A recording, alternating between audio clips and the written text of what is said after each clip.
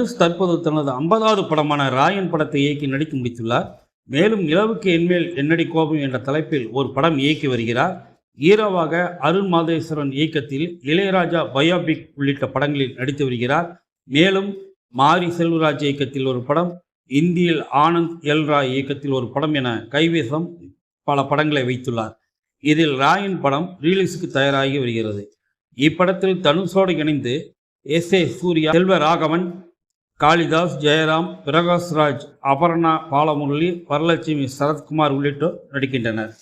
A.R.. Rahman இசையமைக்கும் இப்படத்தை Sun picture தயாரிக்கிறது.